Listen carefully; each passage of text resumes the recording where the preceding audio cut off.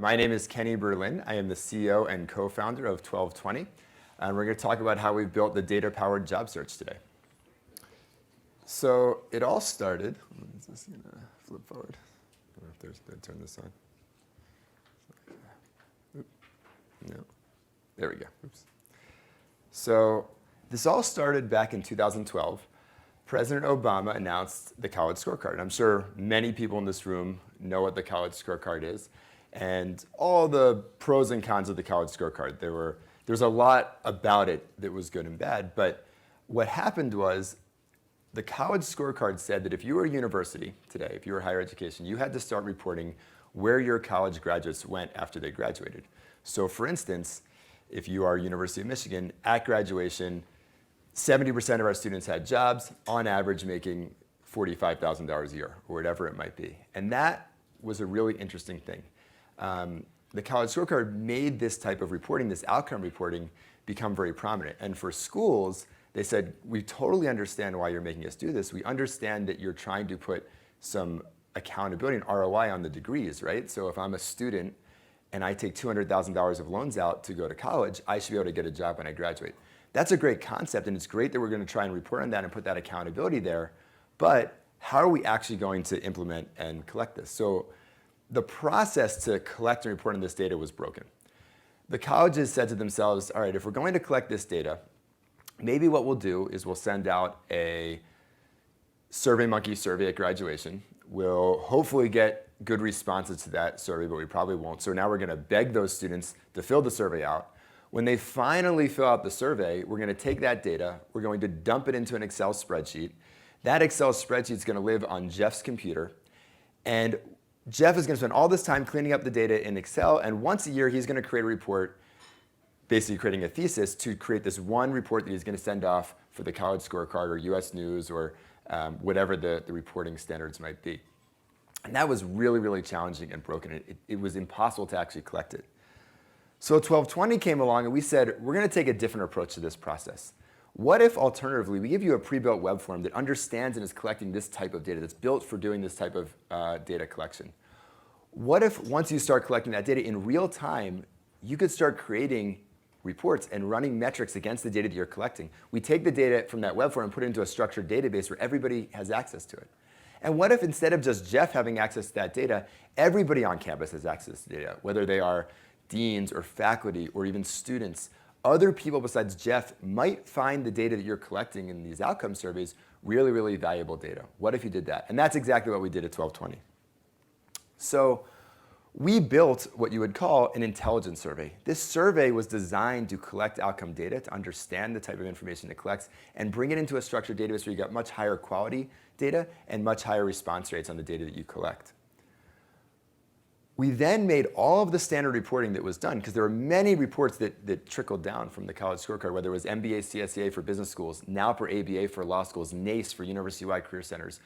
All of these different reports, you can now click one button and create those reports with a single click in a fully audited reporting tool. We knew that beyond those reports, those standard reports were just the beginning of this. What if you could also create custom reports on this type of data anytime you wanted to? So as an example, when someone calls down and says, what are the top 5 hiring companies at our school over the last 3 years? You shouldn't have to call Jeff and wait for him to create a thesis in Excel. You should be able to just get that information in real time. And we built a set of custom reporting tools that would tap into this data right on top of that. We said you could take those custom reports, combine them together, and put them onto a dashboard. You could create a dean's dashboard or the director's dashboard to start to pull this information in real time every day that would get emailed to you, to start to understand where you were in real time, to be able to leverage this information. We believed in data for everyone, and this was really important. Other people needed access to this data beyond Jeff. So some examples of that. What if you were a career counselor in the Career Center? And what if you wanted to know what is the timing when students are actually getting job offers in finance jobs? Well, you might look at a report like this that says students going into finance are getting their job offers September through December. So if a junior comes up to you at the end of junior year and says, hey, I'm going to wait till I get back after the summer, start putting my resume together in October, and I might look for a job in December, you could say to them, that's probably not the best way to get a job. Most people at our school are getting their jobs in finance in the first couple of months after the summer. So if you want to go into finance, you need to be doing all your informational interviews, all your networking needs to happen over the summer so you come back in September ready to get that finance job. What about a student thinking of going to graduate school? This type of data goes beyond just jobs, but about a third of students at the undergraduate level go to graduate school. What if a student could go in and say, what are the top fields of study that people like me are going into? So if I'm a political science major, I can see that people at my school typically are going into public policy and education and healthcare administration. That type of information used to be hidden. Students never had access to it. Maybe they could come in and find some sort of okay data, but it was never really available to them. Now, in real time, they could access data that was being collected the right way and see and plan their career long before they ever got to graduation.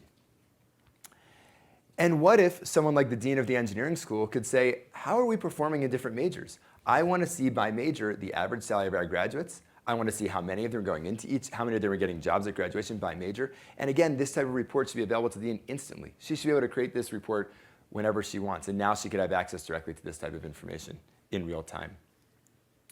We also believe there should be a data network. If you start collecting this data amongst all of these different universities, what if you could share that data across all of them? We now have data across all 50 states and 170 countries around the world. We actually let schools benchmark themselves against other schools. We let people access data. If you live in LA or to school in LA and you want to get a job in Washington, D.C., we have many schools in Washington, D.C., so you can actually pull data, real data from other parts of the network and leverage this in one central 1220 data network. So we built a suite of modern tools to help with this problem. We built a career services management tool, employee relations management, outcome data analytics. Today, these tools power some of the best universities around the world, and all the top employers in the world are hiring on this network. One last thing that I'll leave you guys with is what happens when you start giving data transparency. So we started doing this. We started letting this data be available in the right ways and aggregate to the right people.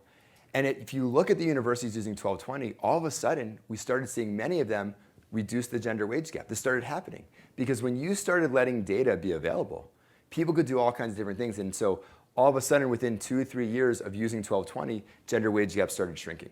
And that's the kind of cool thing that happens when you begin to build a data network and you begin to think about this information in the right ways. So thank you very much.